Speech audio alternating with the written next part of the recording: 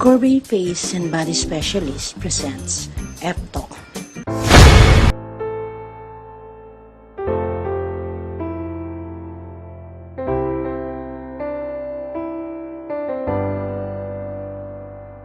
Nagsilbi ng 3 termino bilang kongresista sa unang distrito ng Zambales.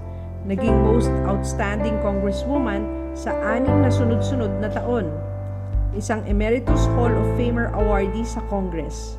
Tinaguri ang Dragon Lady ng Congress dahil sa kanyang tapang sa paglaban sa mga katiwalian sa nagdaang administrasyon. Ngayon sa Ftalk, makakapanayam natin ang isang butihing asawa at ina hindi lamang sa kanyang mga anak, kung hindi sa kanyang mga kababayan sa Zambales. Kilalanin natin si Mitos, Magsaysay.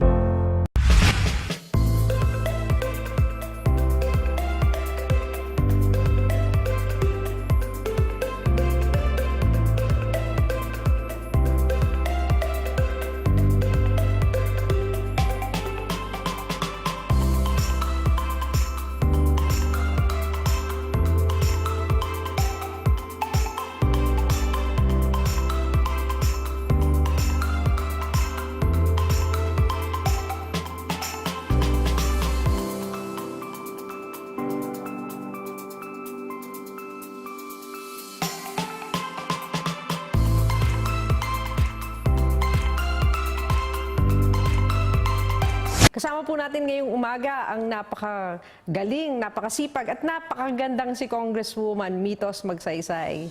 Hi Mitos! Hi Maite at hi rin sa lahat na nanonood ng programa mo. Magandang umaga po sa inyo lahat. Oo. You represented the 1st District of Zambales, di ba? Pero yung roots mo, saan nagmula yung pamilya mo? Actually, yung father ko, taga Capiz tsaka Davao. Yung mother ko, taga Manila tsaka Bulacan. Ako lumaki ko sa Manila. Kaya yung nakilala ko yung asawa ko dito sa Manila. Pero yung asawa ko talaga taga Zambales. Oo, sila yung magsaysay ng Zambales. Yeah. Pang-apat si Mitos sa 7 magkakapatid. Maaga silang naulila sa ama, kaya sa murang edad ay nakatuwang na siya ng kanyang ina sa pag-aalaga sa kanyang mga kapatid. Sa kabila ng kanyang responsibilidad, nagawa pa rin niya na maging consistent honor student.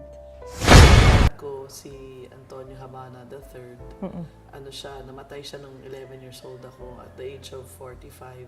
Yung mommy ko si Pasita Ikasiano Habana. Ano siya noon, at that time assistant dean na siya ng graduate school ng Ateneo nung namatay yung daddy ko. 7 kaming magkapatid, ako yung pang-apat. I have 4 brothers and 2 sisters. Hindi ka ba heartbroken noon at 11 years old nawalan ka na ng ama? Well, syempre lahat kami heartbroken but we have to learn fast. Kumbaga nag-mature nga kami ng maaga kasi syempre my mommy was working at that time. So, kanya-kanya kaming responsibility ng mga kapatid ko. Ako, I was in charge of tutoring yung 2 brothers ko na mas bata sa akin, tsaka yung youngest sister ko who was 3 at that time. So, yung sister ko naman, siya yung in charge sa budgeting sa bahay. Pero I guess sa akin yung mas mahirap dahil ako nag-i-educate dun sa parang ikaw yung nanay. ko. Yes, yung assignment nila, yung mga exams nila sa school, ako yung gumagawa ng mga test paper, ako yung nagre-review ng mga kapatid ko, tapos ako rin yung making sure na ginagawa nila yung mga assignment nila every day. Parang you learn to care for each other, tapos ikaw parang tumayo kang nanay sa mga kapatid mo, no? Hindi naman. Siguro tulong-tulong kami lahat. Kasi yung brothers ko naman, yung isa assigned siya sa mga sasakyan namin. Tapos yung eldest brother ko naman, syempre dahil panganay siya, iba naman yung responsibility niya. Pero mostly, yung mas bulk siguro kami ng sister ko. Pero saan ka nag-aral nung grade school? When I was in grade school, I studied first in St. Teresa's, Quezon City. And then my dad and my mom decided na taga Davao ang daddy ko to migrate to Davao to try it out there kasi yung mga lolo ko sa dad's side nandoon. So my mom, we tried to live there for 1 year, but after a year, talagang mas gusto ng mom ko dito kasi yung daddy ko at that time was having problems already. Medyo nakakasakit na siya. And alam naman natin yung quality ng healthcare mas maganda sa Manila. So bumalik kami ng Manila. So when we got back, medyo late na, June na kami nakabalik. Buti tinanggap ako ng St. Bridget for the following year. So I studied in St. Bridget starting grade 6. Pero luckily, na-accelerate ako eh. I took an exam dun sa school na after grade 6, you can take an exam. If you pass it, you don't have to take grade 7. Pwede ka na mag-first year diretso. So, nakapasa ako. So, naging first year na ako. By the time I was third year high school, dahil mami ko kasi matalino yun eh. Magna cum laude, summa cum laude, valedictorian, salutatorian, yung mga mami ko when she was growing up. So, paano yung genes ng mami ko eh. Nahawa naman kami magkakapatid. So, lagi po akong honor. Lagi ko nasa top 10 sa eskwela namin. So, by the time I was in third year high school, may program yung Ateneo for smart students, which they do a summer program for the different students in different schools. I qualified for that. Kaya I did not have to take the entrance exam for Ateneo College. Automatic pasado na ako.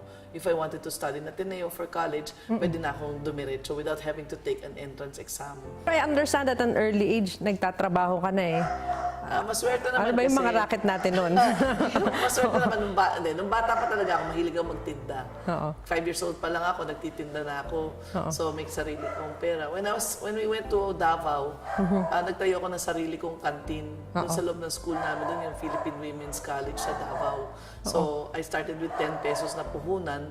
Tapos noon, grade school ka, may kantin ka na? Grade 5. Grade 5. So, from grade 5, umabot ako ng lumaki yung negosyo ko doon.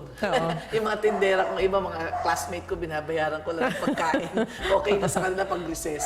So, I knew that I had a knack for business. Pero pagdating ko ng college, naswerte, nung time na yung uso yung model ka ng Cinderella o ng Rustans, ako po naging model ng Cinderella for 4 years. From 16 years old until the time I got married at 19. Oo, Mitos, matangkad ka eh. Pwede kang beauty queen eh, di ba? Ayun ang hindi ko pinasok. Hindi ko pinasok yun. Ano mo height mo? 5'6" and a half. 5'6" Almost 5'7" na nga ako eh. So you were doing a lot of modeling at that time and you were earning? And I was studying at the same time. Pero hindi ko pinabayaan yung studies ko kasi kahit nung nagmo-model ako, kahit hindi naman sa pagmamayabang, at least naging college scholar ako or university scholar sa UP. Ganun po kasi ang tawag sa amin kung ang grade point average mo is between 1 to 125. University scholar ang tawag mo for one semester.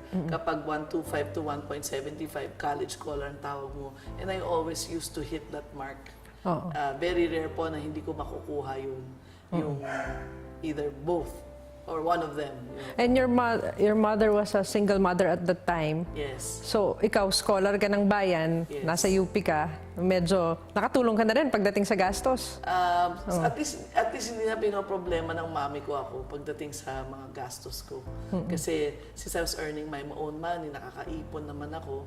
And at least pati yung mga clothing allowance ko, nalilibre ko na yan dahil nagmo-model ako. So, nakakatuwa kasi ito sa learning experience for me. Not only yung sabihin na nating theory, at least pati sa practice na medyo hindi naman ako nahuhuli. Mahilig din po akong gumimik nung araw. Minsan lumalabas ako bago mag-exam. Pero sisiguro din ko sa mami ko na nakapag-aral na ako for the exam. Kahit na po yung exam is the following day, lalabas pa ako the night before. Pero huwag po niyong gagayahin yan. Kung hindi po kayo nag-aaral Huwag po niyong gagawin yan. Depende po yan.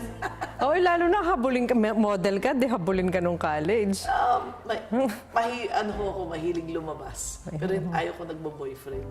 Kasi ako yung, I always believe na yung boyfriend dapat yun ang pakakasalan mo eh. Masyadong pong Catholic yung aking upbringing. Kaya ang turo sa Catholic, sa faith is, yung pag naging boyfriend mo yan, dapat ang goal mo yan, yun ang pakakasalan mo. And gano'n naman siguro yung, ganun yung nangyari. Yung naging unang boyfriend kong totoo, yun yung naging asawa ko. Nakilala at napangasawa niya ang anak ng dating Zambales governor, si Jesus Vicente Magsaysay. Sa edad niya 19, nagsimula siyang bumuo ng pamilya at naging mapagmahal na ina sa 6 na anak. Kailan kayo nag-asawa? Nagpakasal? When I got married at 19. At a very early age? Yes. So maaga ka nag-asawa ha? Oo. So ilan ang anak mo? 6. I have 4 boys and 2 girls. My eldest is 35 years old, and then 34, 30, 28, 25, and 21. Meron pang nag-aaral? Meron. Yung daughter ko, yung bunso, she's graduating college ngayon sa Ateneo. Tapos yung isang daughter ko, she's taking her master's in preschool education, Montessori preschool education in the States. Oh, okay. So you visit her often? Yes, actually, maganda dito.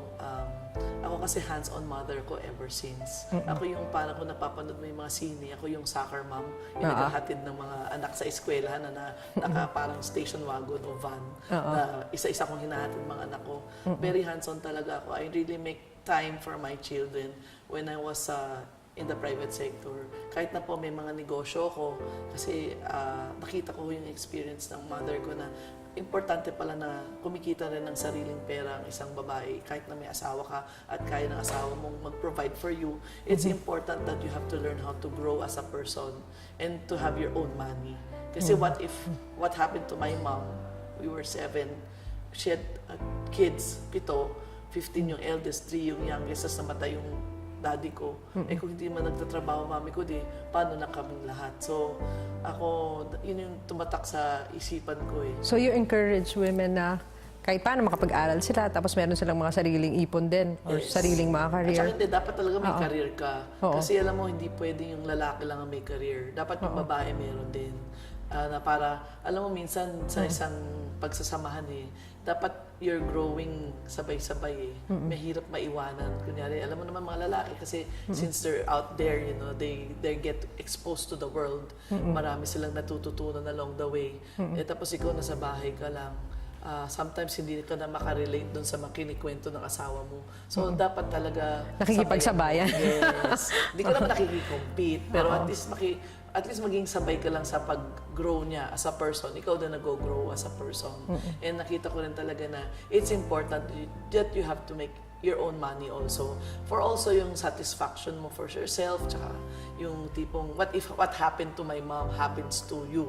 Eh at least hindi ka caught flat-footed na mayroon ka mga anak, tapos hindi mo alam kung saan mo kukunin yung pagpalaki ng mga anak mo, di ba? Oo, tsaka very first hand kasi yung experience na yun sa'yo di ba? Imaginein mo kung suddenly, tatay mo lang yung nagtatrabaho, wala kang income, wala kang kakainin.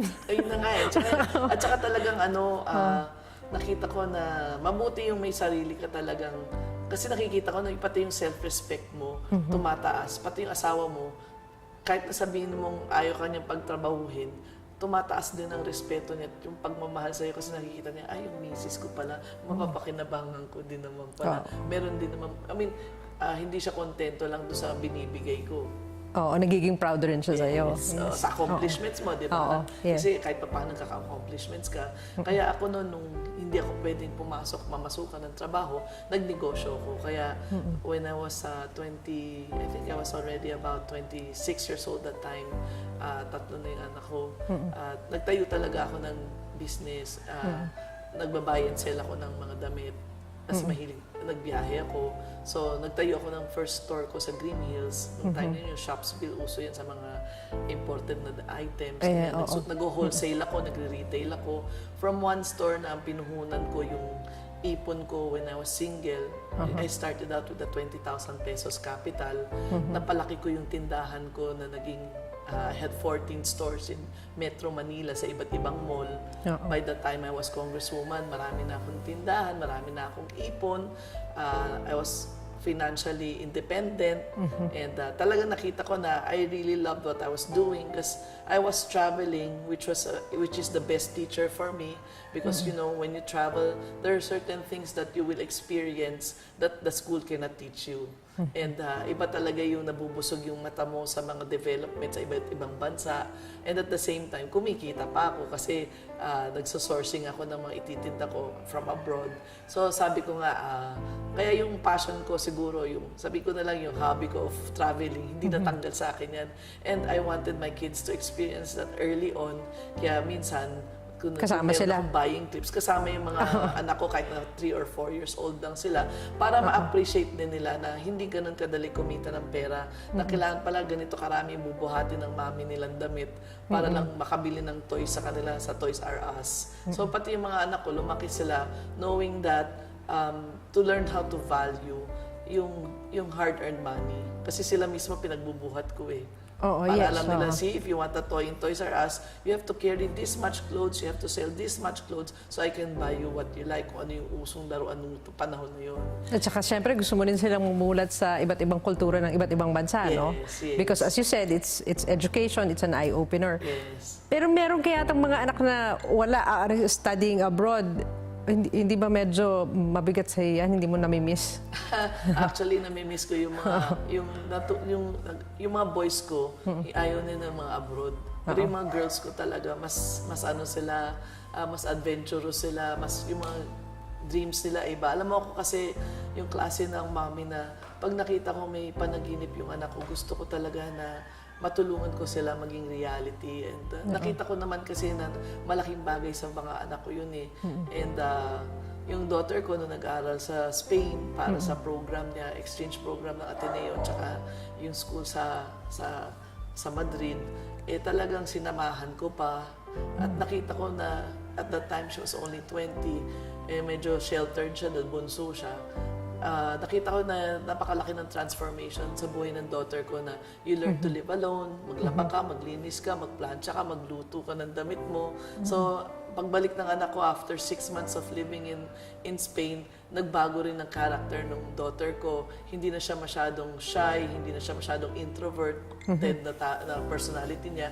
Natuto siya talaga maging matapang at maging strong sa buhay niya para kahit ano pang yung sabihin na nating mga trials o challenges na dumating sa kanya, eh kaya na niyang harapin. Yung isang daughter ko naman, yung panganay kong daughter, yung number 5, kasi yung number 5 and number 6 kong anak, yun yung mga babae. Yung number 5 ko, strong-willed yun, parang ako. Malakas yun, sobrang matapang ang loob. So, siya naman yung nagma-masters ngayon sa Amerika.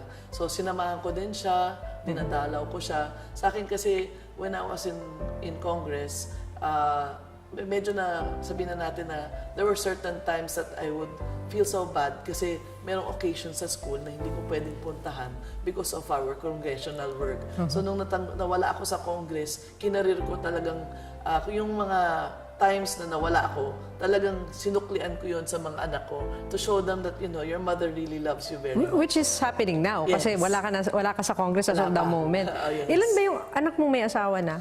2 na ngayon. Meron ka ng apo? Isa. Isa. Yung apo ko talagang, I dote on my granddaughter. My son's family lives beside my house. So I get to see my granddaughter every day, and my granddaughter grew up with me. Pero ngayon, dahil nag-file na rin ako ng candidacy ko sa politika, medyo namimiss ko siya kasi nakikita ko na lang siya sa Viber. Pero ako nga sabi ko, lahat ito yung negosyo, yung politics, lahat yan takes a backseat when it comes to my family. Ang priority ko talaga, mga anak ko, apo ko. Pwede ka na magkamali sa lahat ng bagay. Huwag ka lang magkamali sa pagpalaki ng mga anak mo. Kasi yan, kasama mo yan na habang buhay. At ayokong magsisi. At ayoko rin magsisi yung mga anak ko na there are certain things that I could have given them in terms of quality time, but I did not. So I don't want na my kids will grow up or grow old na sasabihin nilang, when this would happen, my mom was not there. Kaya nga, I told you nga early na when I was in politics pa for 9 years, there were times that I would feel so bad kasi nga, kunyari, graduation o may honor award yung anak ko, tapos I cannot go, tapos ang magpa-proxy for me is my son and my daughter. Kasi alam mo yun na maganda rin pala sa 6 ang anak mo, nagdadamayan silang 6 sa mga kailangan gawin. At saka yung pagdating sa love, yung sila mismo they can feel in each other's gaps. Kung sakaling merong kulang, sila nagpupuno. So after Congress, nung nagkaroon ka na ng oras, anong mga naging hobbies mo? Well, naging hobby ko, binalikan ko yung mga anak ko, yung pamilya ko. Yun ang hobby ko, mga anak ko. Talagang I spend most of my time with them. My daughters, my sons. Nung nagkaapo na ako, anong 2017, yung apo ko talaga yung tinuto. 2016 pala pinanganak yung apo ko. 2 years old na pala siya ngayon. Yun, talagang kinarir ko yung apo ko. Talagang I spend time kasi my son lives beside me. So, pag nagpasok yung mga parents sa office, nasa akin na yung apo ko the whole day.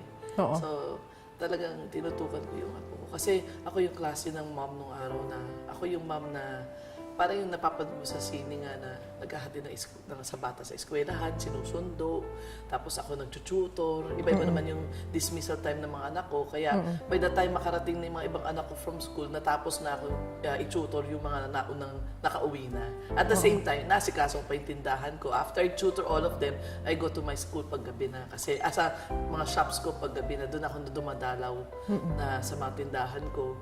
Minsan, dahil yung ibang tindahan ko katabi ng Lasal, yung mga Lasalista kong mga estudyante na mga anak doon na dumidiretso. Pinamemerienda ko, doon na kami nag-aaral hanggang mag-closing time.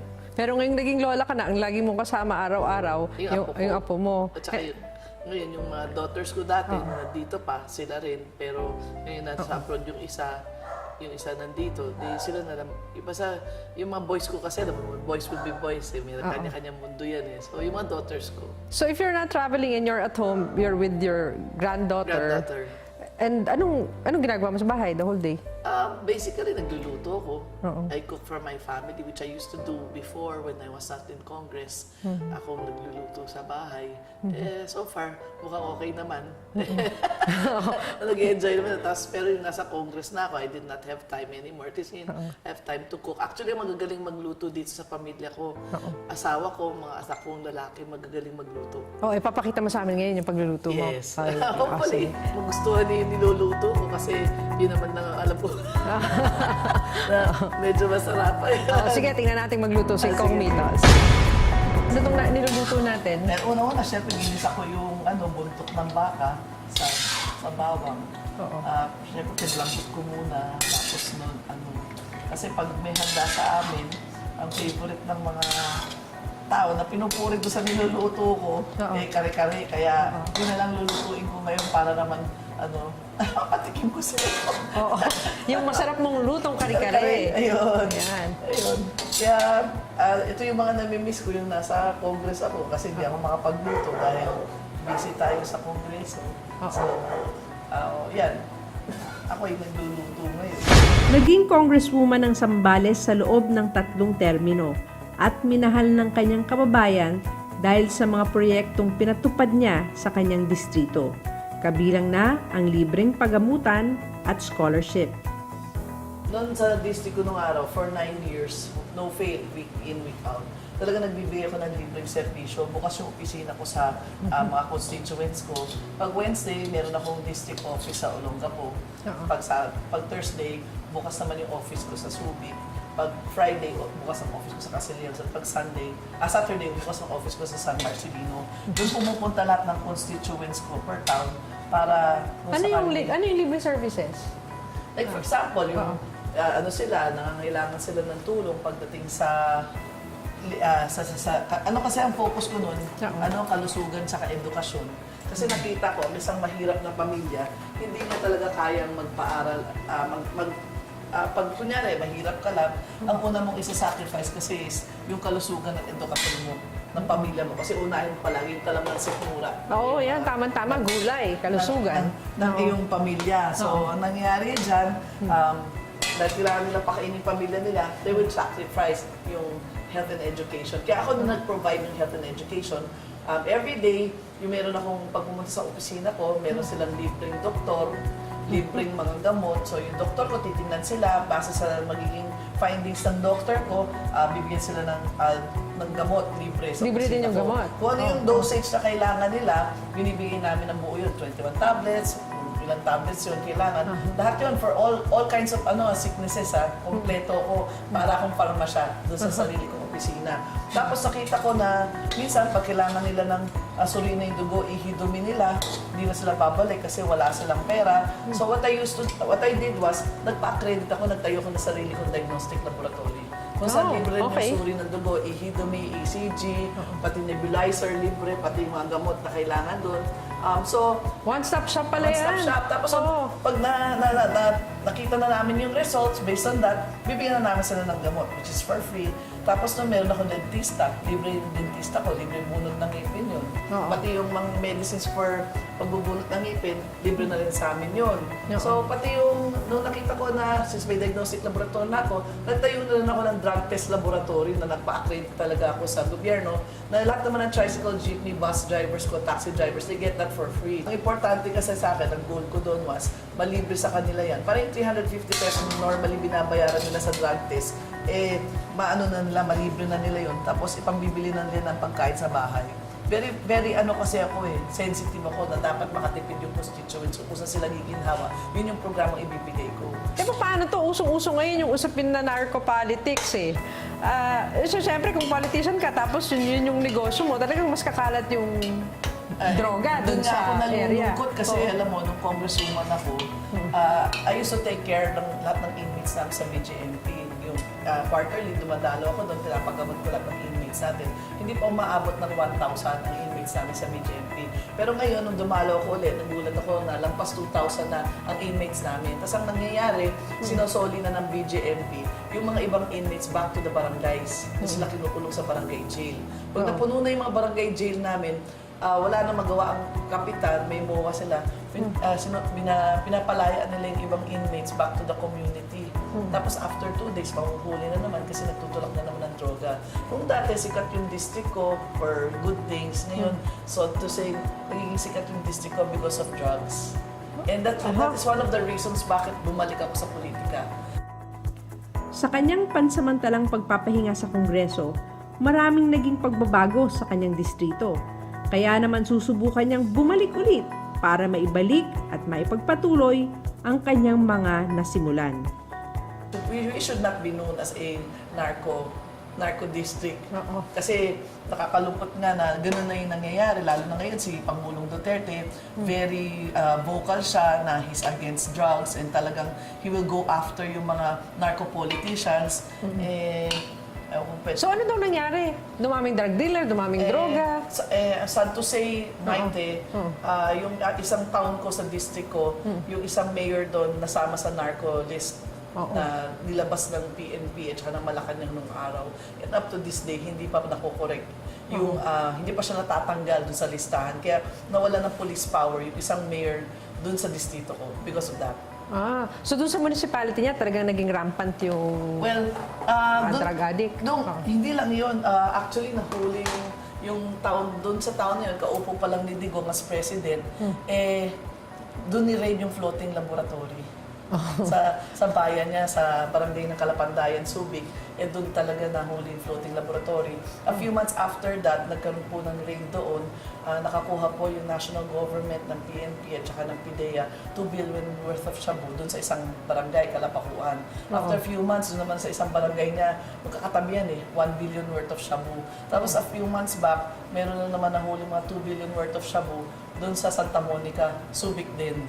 Kaya nakakapagtaka na, kaya siguro nailagay na rin talaga yung mayor na yun doon sa listahan ng narco-politicians kasi sunod-sunod ang raid doon in the billions yung amount. Tapos, paano hindi nahuhuli? The billion din yung narco money na umiikot doon. Tapos recently, na-convict na yung 4 na Chinese nationals na nahuli doon sa floating laboratory ng shabu. Kaya medyo ninenervyos na siguro yung mga nasa drug trade doon dahil may na-ambush mo sa amin recently na taga-Subic, kagawad siya. Sana naman, yung mga narinig ko lang naman sa radyo doon sa amin kasi meron kaming mga local radio stations doon, sinasabi na parang ang issue pala was tungkol sa drugs. So, yun yung one of the challenges para sa akin. That's why I want to run again as Congresswoman. Kasi nakita ko na I have never heard yung present congressman denounce o magalit man lang siya kung sino ba yung drug lord niya na nagkakalat talaga ng droga sa distrito namin.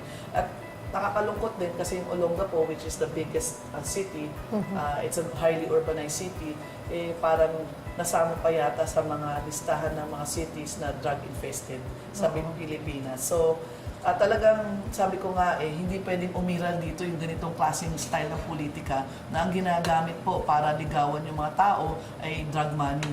So anong balak mo pag nakabalik ka?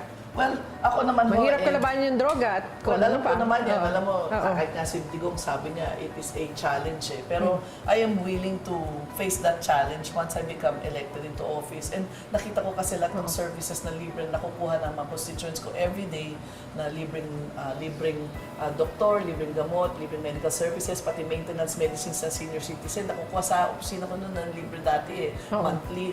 Pati yung sa pagpili ng scholarship sa kolehiyo, dati, bahala ang estudyante mamili kung anong school niya gustong pasukan. Ngayon eh, parang pwede ka lang maging scholar, pero papasok ka lang doon sa kolehiyo na Subic, which is far doon sa mga ibang bayan na hinahanda ng congressman. So I'm wondering bakit doon lang pwede. Eh nung panahon ko, kahit saan nila gusto mag-aaral na malapit sa kanila, at whatever course they wanna take, pwede. So ito yung mga gusto kong dahil nakita ko na wala na, tapos dati nagtitinda pa ako ng murang bigas na talaga nakaka-avail yung mga constituents ko ng murang bigas ng panahon ko. Kung sa NFA dati, nung panahon ni GMA, 1750, binibenta ko rin yun ng 1750 sa mga constituents ko. Talagang nakita ko na napakagandang programa nun. Tapos nun, ngayon, nawala yung programa yun under Pinoy, pero still nakita ko that very helpful siya sa mga kababayan ko. So what I did was, tinuloy ko yung programa. Naghanap talaga ako ng supplier na pwede mag-supply sa akin ng murang bigas. Kung ang well-milled rice sa palengke was 36 pesos per kilo, at that time I was selling it 28.50 lang. So yung 7 pesos na titipid nila per kilo, pwede nila ipambili ng ulam yun eh. Kaya nga siguro ngayon na ako'y bumabalik, mahal na nakikita ko na parang it's so easy for me na makabalik. Kasi number one, naging very concrete yung programs ko sa district. Number two, nakita nila na nung ako yung congresswoman nila na talaga yung programs ko, hindi yung house show na klaseng programa o pakitang taong klaseng programa. Talaga naasahan Puro felt nila needs eh, no? Talaga naasahan nila ako 24/7, 365 days a year. At ang pinaka-reason siguro kaya nakakabalik pa ako sa district ko is because wala akong naging issue when I was congresswoman. Hindi ako nasangkot sa kahit anong anomaly, kahit anong scam. Hindi ako nakasuhan. Kaya nga, 1 week after I finished my term, noong 2013, noong June 2013, nakuha ko na kagad yung clearance ko galing sa ombudsman na wala akong kaso for graft and corruption, at nakuha ko na rin yung clearance ko galing sa COA na lahat po ng funds na dumaan po sa akin bilang congresswoman ay well accounted for. Kaya these are the reasons why my constituents naman, kahit na nawala ako for 6 years, tinatangkilik pa nila si Mitos Magsaysay up to now. So I'm really very thankful at sabi ko nga sa mga kababayan ko, yan lang naman ang pwede kong maisukli sa inyo sa lahat ng suporta at tulong na binigay niyo sa akin. Alam mo, mahirap magtiwala yung panahon ng eleksyon. Ititiwala mo yung kinabukasan ng pamilya mo, ng buhay mo sa isang politiko. Pero kung nagkamali ka, magsisisi ka eh. Pero yun nga yung gusto kong pakita sa kanila. Kaya nung first term ko pa lang talaga nag-excel na ako. Kaya siguro ako na-award na laging every year most outstanding congresswoman. Kasi nga, I wanted to show my district na you did not make a mistake in voting for me into office. Oh, ayan, narinig nyo na. So sigurado mo, boto ka hindi pala ako botante sa Sambales. Oo nga, sayang. Anyway, at least pwede mo iboto kung anong lasa ng kare-kare ko pagkatapos, di ba? Yes, so, magaling na congresswoman, magaling pang magluto. Para kay Mitos, isa siyang ina hindi lang sa kanyang mga anak, kundi pati sa kanyang mga kababayan sa Sambales. Kung anumang ganda ng buhay ang ibinigay niya sa kanyang mga anak, ay gayon din ang pangarap niya sa kanyang kababayan. Tinatanong mo kasi ako kanina, di ba, yung parang kung ano yung pinagkaiba ng politika or anong pinagkakaparehas ng politika at saka ng pamilya. Ako kasi, alam mo, nung ako naging congresswoman, tiningnan ko kasi yung pag-aalaga ko, dahil ako yung ina ng distrito, tiningnan ko yung pag-aalaga ng distrito ko, parang pag-aalaga ko sa pamilya ko. Kung ano yung aspirations at saka dreams na gusto ko para sa mga anak ko, ganun din ang gusto ko sa constituents ko. Kaya nag-focus talaga ako heavily. Number one, gusto ko talaga na lagi na lang healthy pamilya ko. Kaya yung mga constituents ko talaga inagabi kalusugan na preventive po ako pagdating sa healthcare. Gusto ko habang nag-uumpisa pa lang yung sakit, nagagamot ko na. Kasi alam ko na once ma-hospital yung mga kababayan ko, mas mahirap na yung problema namin dahil mahal talaga pag na-hospital na at saka mas malala na yung sakit. So I wanna address yung kanilang health needs habang maagapan ko. Pangalawa, pagdating sa education, alam ko ang education kasi game changer yan sa buhay ng tao. Talagang alam mo, once makatapos ka ng isang kurso sa kolehiyo o skills training, para sa nanay at tatay, talagang magbabago buhay mo. Kasi once makahanap ka ng, may certificate ka, may diploma ka, mas madali ka nang makahanap ng trabaho, which will help alleviate your family from kung ano man yung kahirapan na ramdaman, no? Kahit pa paano, giginhawa ang buhay. Kaya ako talaga, walang difference sa akin ng politics at family. Kung mahal ko ang pamilya ko, mahal ko rin ang constituents ko. Ganun lang kasi yun. Ayan po, Congresswoman Mitos, Magsaysay. Thank you very much. Salamat, Maite. Thank you very much talaga sa oras. Tsaka magandang umaga po sa lahat ng nanonood ng programa mo. Kaya mo naman niluluto siya doon sa beef stock para kasi pagkatapos hahalo po yan dito. Kasi lahat ng dito nandito eh. So lalagay ko yan dyan mamaya. Kasi kailangan kong lagyan na ng konting water bago ko ihalo yung diniktik kong mani at saka yung inahalo ko na ng peanut butter para mabilis. Normally, yung traditional way. Naman eh. Last peanut butter. Masarap naman. Masarap naman. Sarap naman eh. Binadali pa daw ah.